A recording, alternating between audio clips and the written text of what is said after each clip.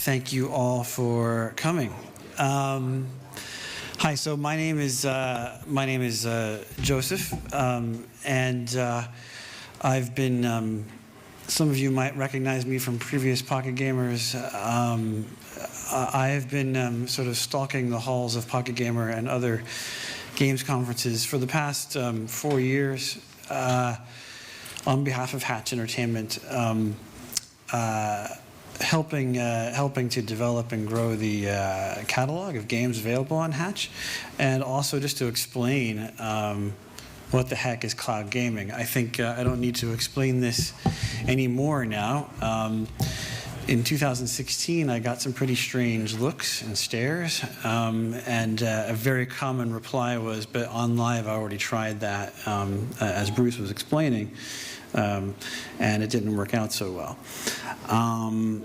Now we are we're back now in this space where suddenly cloud gaming is a very talked about thing. It even has its own track at Pocket Gamer, which is pretty cool.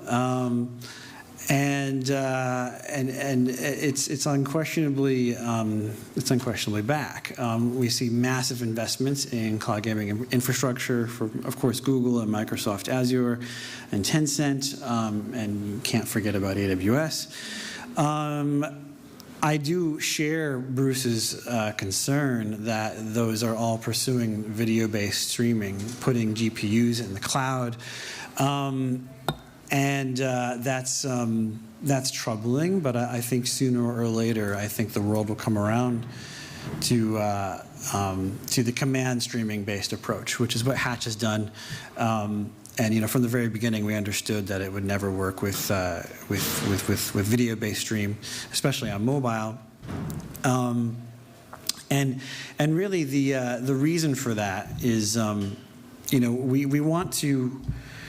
The reason why we went to mobile is because cloud gaming is about growing the audience. It's also why all these other companies are now investing seriously in it as well, is that they see an opportunity to really grow the audience for games. It's not about cannibalizing or taking games off other platforms. It's about reaching new players. It's kind of the blue ocean marketing strategy, right? You don't want to go into the red bloody pool where there's a lot of competition. You want to find potential new market segments that are still up for grabs. And when you have a situation where you don't have to invest in specialized hardware, you suddenly have a much larger pool of potential players to draw on. I can give you, like some examples of if you want to think about this in segmented terms, a few categories that come up quite a lot when you talk to developers and when you talk to journalists, and as I've been doing for the past 4 years on this topic. One clear target group emerges as the lapsed gamer, right? These are gamers who played a lot when they were younger, but they no longer have the time or the desire to invest in new specialized hardware and the new console, but who can come back into games at a smaller, in smaller increments. And the current mobile game scene isn't doing much for them because there's, maybe 5 genres that are really available to you as a mobile gamer, at least unless you really dive deep and do a lot of homework figuring out new types of games to play. But another segment is the family gamer, meaning families with kids and adults who play together. When you think about a household, it's there's a lot of competing demands on the sort of entertainment time and on the entertainment sort of attention budget that is available to you, and sort of games for the whole family. When you can deliver them without having the family invest in a very expensive console, that's a pretty interesting space as well.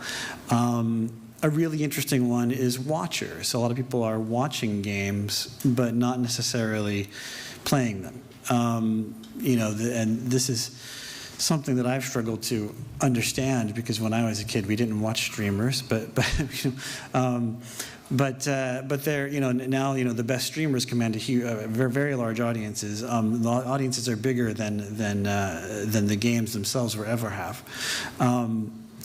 So, for those who tend to watch streamers play more than actually play themselves, what if they could play too if the game were only a click away, or if they could actually jump into the same exact game as a shared game instance and have an influence on the in-game environment. Anyway, and certainly last but not least, when we talk about growing the audience, there are very large emerging markets that never had a console space. Console penetration is very low, and when you talk about a market like India or China, this is a wide open field there. So, and so just here's kind of an overview of. Oh, this is. Not a totally well-rendered page. Oh, there it is. Yeah. Okay. Yeah. So this is kind of the current distribution landscape. I don't think these ones on the bottom are going to replace the ones on the top. I think it's always going to be complicated. I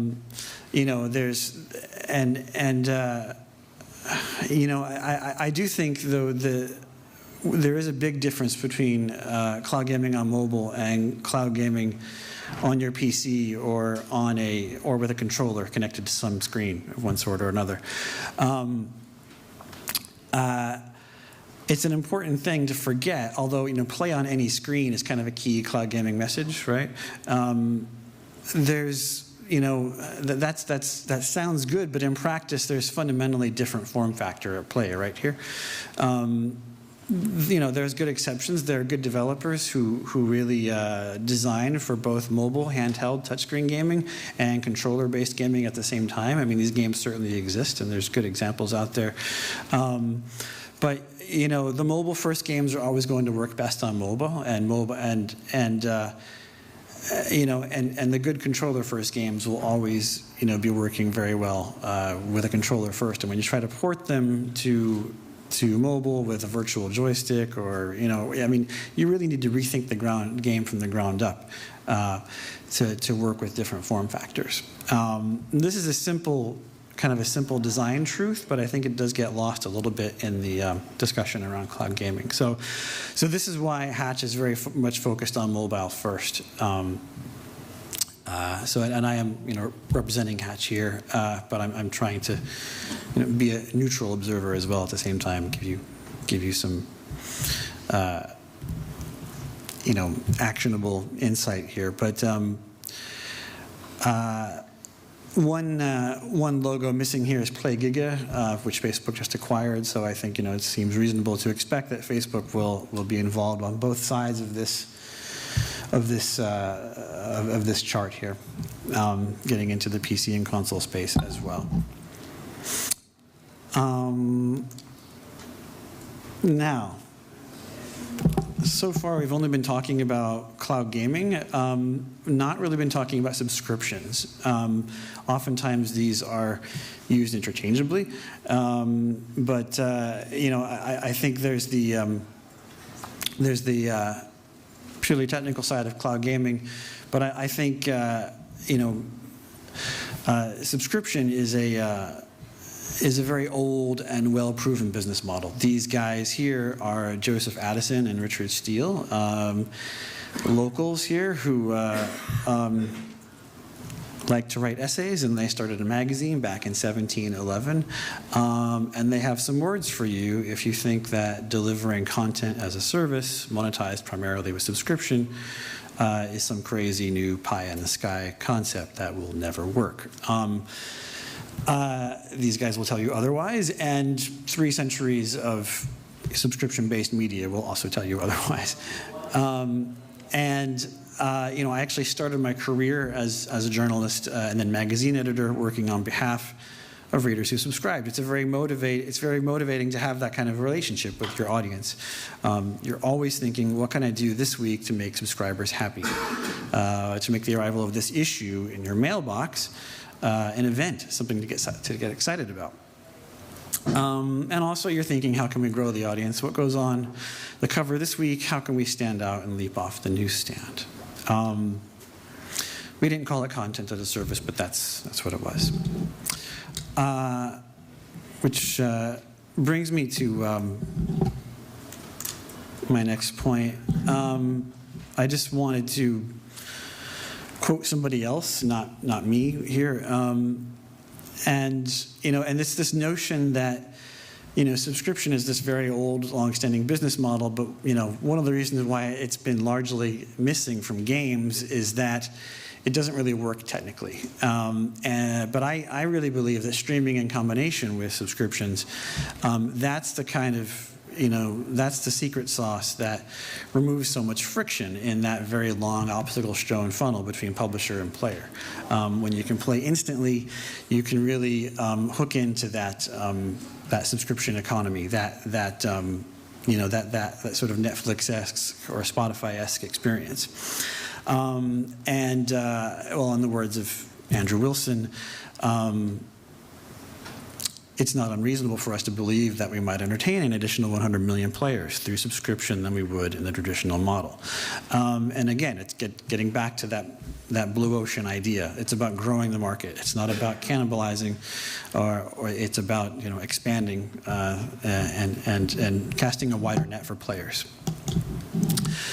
That said, I also believe that Netflix for games as a concept is kind of overrated, and games are different from movies. The way we interact with them is different. The time we give them is different. It really is a different sort of investment in time that you give to a game versus just watching a movie. And a subscription service needs to be a coherent service with a very clear idea of who its customer is.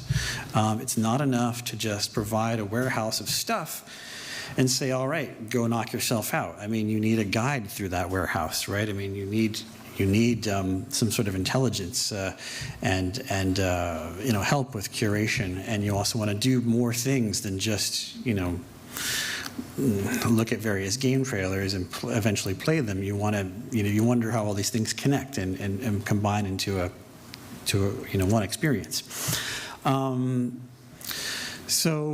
Moreover, what we call games, it's a pretty wildly diverse category, right? I mean, and from a consumer point of view, it's almost too diverse to be useful at all. GTA 5, Toca Boca Life, and Threes, the mobile puzzle game Threes. These are technically all in the same industrial sector. But imagine logging into a consumer service that offered you these three experiences side by side, and you wonder, who the heck is this product for, right? And this is, a really important thing, and there's a reason why, publishers will have, dedicated marketing teams just working on one game. And then another game that they're publishing has its own marketing team, and so on, because they're different audiences. So I think that, part of what I promised to talk about was, where I think cloud gaming is going, and I'm not Nostradamus, but I don't think you need to be Nostradamus to think that no one is immune from the rules of product market fit, right? So you'll see a flowering of services that decide early on what they're going to specialize in, and they cater to that. Later on, on a panel later on, we're going to hear from a company called Antstream, which I'm quite interested in. They're really focusing on retro games, and they have a very clearly defined audience, and I think that's pretty smart. It strikes me as smart. At Hatch, for those who don't know what Hatch is Rovio's cloud gaming subsidiary. We announced the company in 2016, started public beta in 2017, more beta in 2018, went to market for the first time last year, and now we're really ramping up our go-to-market this year in 2020. And in all that period of testing and optimizing out in public, because we have to, that's where our users are, and the only way to really get good at this is to do it out in the open, is that we've really learned that we need to focus on two things. So we've kind of branched our product into Hatch Kids, which is a very clearly family targeted service, and then sort of the regular Hatch or just Hatch, is a more social product, and is taking that core game catalog. We have about 150 games live in the service now, and revolving around that core. That core game collection are things like Hatch League challenges, updating real live leaderboards, challenging your friends one-on-one, and so on. And we're really building the service in that direction, where it's a social place to come and meet your friends, and do all these things on top of the games themselves. So you're not just coming for the Netflix-esque experience; you're also looking for that connection with other players. And you're also looking for intelligent curation, like games that we see that you've been playing this, you might like that. So what does this mean if you're a game developer? Well, it means it's exciting times. You're very busy. It's an opportunity. There are a lot of very serious investments into the cloud gaming infrastructure, and there's a lot of new distribution channels opening up in addition to the old ones. And when you have that, you have opportunity, and you have,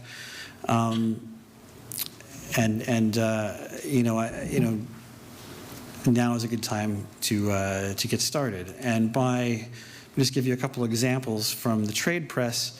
And by the way, Hatch is not working with either of these. I wanted to pick some examples where we're not, we're not directly involved. So here's a quote from the Outer Wilds developer who is really enthusiastic about launching on Game Pass. And is saying that, look, this will unlock the market to weirder things. So creatively, it's really interesting. Remedy, again, talking about single-player games,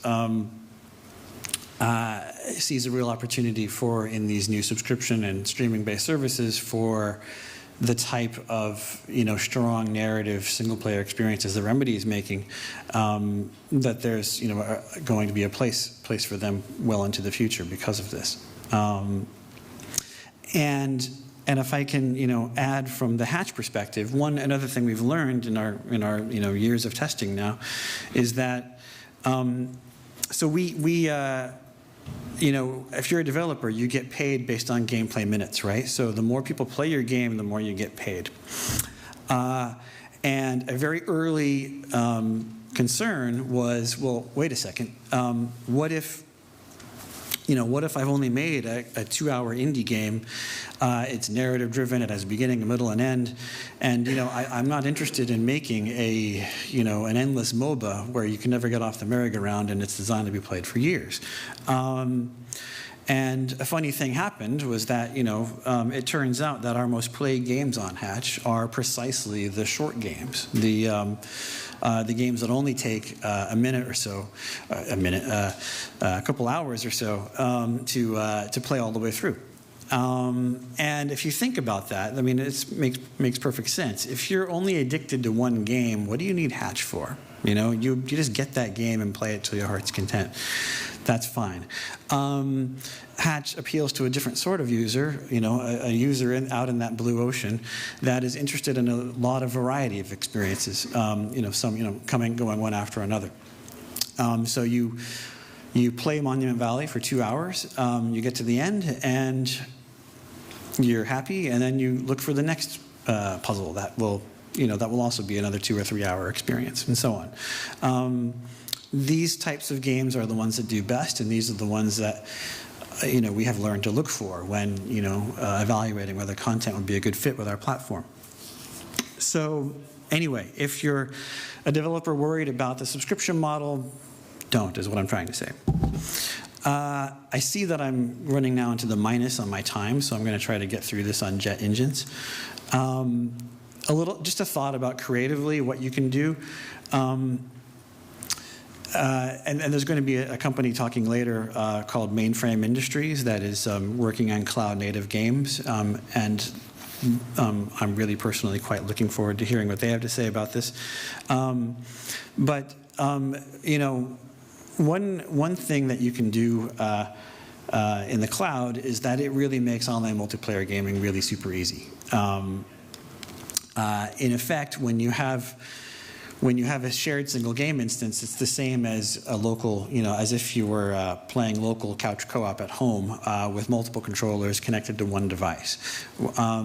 It's the same principle with Hatch and other cloud gaming services where you have one shared game instance and multiple concurrent users tapping in from other sources with their controllers that may be many miles apart from each other. So this really kind of lowers the barrier dramatically for online multiplayer gaming, and also really opens up really interesting frontiers and vistas for, you know, ongoing persistent game states and persistent worlds that other players can sort of come and go as they please and have lasting impacts on. Very interesting. And as I'm here repping Hatch, you know, I wanted to just take a moment to remind you that just at the end of last year, we published our first Hatch original game called Arkanoid Rising, which is taking advantage of this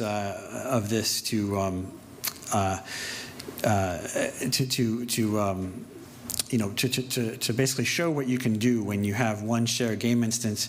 You can have different controllers with different views on the same action, and we do this without any, you know, complex network programming or anything. It's just literally one game instance running in the cloud, and player 1 sees the action from their perspective, player 2 sees it from their perspective, and spectators can come in and watch as well and cheer for one side or the other.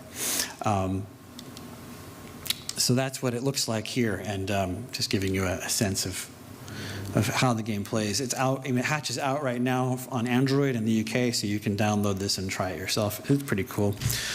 So to sum up, the infrastructure is here. It's being built out and already there in some markets, and especially, you know, for services that are doing command-based streaming, such as what Bruce from Polystream was talking about. It's already very easy to use right now, and Hatch is out right now in Korea, which is, you know, in South Korea, it's basically, you know, the whole country is marinating in 5G, so it's really fantastic market for us. It's starting to get there in the U.S. It's a little 5G coverage is a bit patchy in the U.S., but it's definitely, you know, that seems like this year will be a big year in the U.S. for that. You know, streaming and subscriptions is kind of, you know, they go very well together. I don't think the biggest players, though, will look like Netflix. I think they will look like some sort of combination of a social network and Netflix. And by, you know, again, I'm not Nostradamus here, but by 2022, it seems pretty clear to me that many studios will wish they had spent the last 2 years working on a cloud-native experience. Now, whether that's as part of a subscription offering or as its own standalone game, you know, that's a separate question. And but I do think that you know, it's all the technologies here and ready to be used, and you know, if you can, you know, use it to, you know, provide players delight, and then the rest will follow. So, yeah, I'm 5 minutes over time. Thank you so much.